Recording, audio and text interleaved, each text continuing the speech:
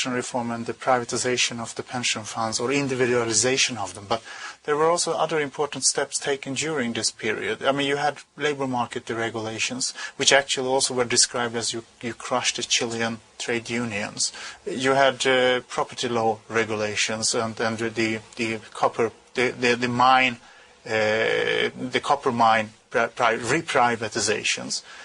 All those, and you had also land rural reforms. So in total taken, what were the steps during this period? Yes, you're right. This pension reform has been called by a magazine the mother of all reforms. But as you say very well, there are many very important reforms. This whole thing has to be coherent. You cannot have only a reform in one sector and have the other sector in a completely different logic. So, for example, labor reform. It was not crushing the unions, on the contrary. The unions during the first 4 years after the authoritarian government came in, they didn't have any possibility of electing their leaders, of meeting, of having new unions formed. So when I became labor minister, the first thing I said, in a free society you have to have free labor unions. So this was, and I immediately allow elections. I allow them to just a group of people, 10, 15 people joined together and created a trade union without even the government permission. They go to the courts. I allow collective bargaining again, but at the decentralized level. Yes. Not at the national level where a strike is really a revolutionary strike and then you have the politicians intervening because you cannot allow a national strike forever. I said collective bargaining should be about allowing workers to get wage increases in line with productivity.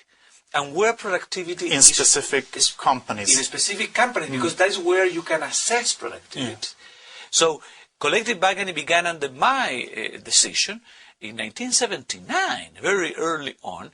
Even a very famous political scientist called my labor reforms the general essay of democracy. Democracy came in 10 years later. But in 1979, we had strikes, we had collective bargaining, we had elections, and this was very important. Second, yes, mining is incredibly important. Because copper mines are very central for Chilean exports. Exactly. Yes. And regrettably, during the Allende period, in order to confiscate the American mines, he had to change the constitution and abolish property rights in mining. We are a very legalistic country. You cannot confiscate only the American. You had to confiscate everyone. But what happened then is that for 10 years, there was not any investment in mining in Chile, because if you don't have property rights, who will bring $1 billion or $2 billion? And productivity per capita went down for the workforce. Yes, because if you cannot have a new investment, productivity goes down.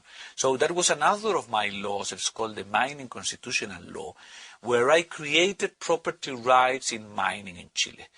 I didn't privatize the big copper company because that had been nationalized by a unanimous vote of Congress, and it was a very sensible and delicate point. So I said I would prefer to open new mining. Why foreign companies should come to Chile and explore, and probably we have much more wealth than we know. At that moment, because I was Minister of Mining after Labor and after Social Security, Chile was producing 1 million tons of copper. Do you know that today we are producing 5 million tons of copper? And for us, copper is like oil for Saudi Arabia. Yes. It's a very important commodity. We have multiplied by 5 the copper production. Chile today is the largest copper producing country in the world. It's not the United States. It's Chile with almost 40% of world copper production. And that is thanks to a law.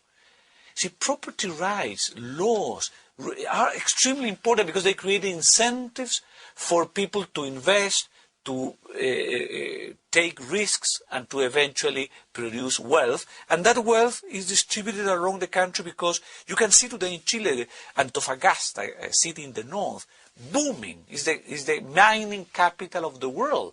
Still, and property rights were also implemented on the rural level, because the idea we have about Latin American rural production is that you have a lot of large latifundia which are unproductive, which are owned by very rich people who don't care of them. But this system was abolished already before. Yes, you're right. In the 60s, in Chile there was what is called the agrarian reform, where the big non-utilized farms were confiscated. Regrettably, they were not paid correctly, and that created a lot of problems that later exploited in several ways. But at that moment, the land became a community ownership. But regrettably, they didn't give individual ownership to the farmers, and therefore, when people do not have individual ownership, and that is well known, you see that happened in the Soviet Union. That's why Stalin. They went to their private plots and produced much, much more. Exactly. This is what happened in What Chile happened during the period when I was minister is that at the same time we were producing a property rights to the little farmer. We were producing little capitalist farmers. And that began to increase agriculture production a lot.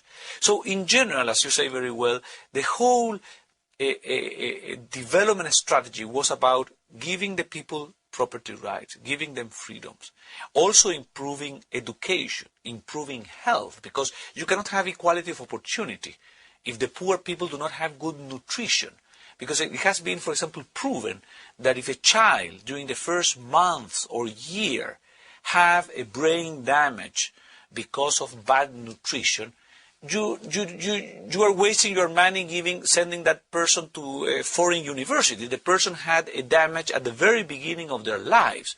So we created a program that was very successful to focus resources and energy and imagination in order to improve the nutrition levels of the very, very young. You see, this is so important for a progressive person, because this is all about having people giving people the possibility of some equality of opportunity. You cannot have perfect equality of opportunity in this life. So we began with nutrition, not health, then health, then primary education, then secondary education.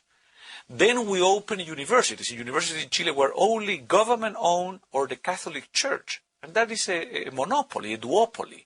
We said, no, why don't we allow more universities in order that more people can go? So this created gradually a rather affluent middle class. Affluent in Chilean terms, at least. And exactly. Then this middle class did not want only economic progress, but they also asked for liberty. Of course, and we thought it that way. That was our master plan from the very beginning when I gave that conference in 1997, and it's there. And the generals accepted this? Yes, because that is very important.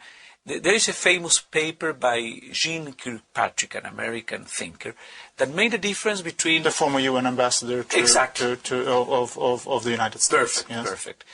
She said, we must distinguish between a dictatorship, a totalitarian government, a government that wants to control power forever, and has a theory for that. That was Hitler, and that was Stalin, and that was Saddam Hussein, and that is in North Korea, Kim Il-jong. People who have a theory for the permanent control of power. And in order to have permanent control of power, you have to control people's life, all of the education, everything, because people will not allow that. And there is a difference thing that are called authoritarian governments, that are governments that regrettably are not democratic because they emerge from a revolution, from a crisis, from a war. But those governments do not have a philosophy of controlling power forever. But a transitional. It's a transitional. The Chilean government, from the very first day, was a transitional government. But on the other hand, you could say it took the Chilean generals 17 years to relinquish power. Yes, there is no theory on how much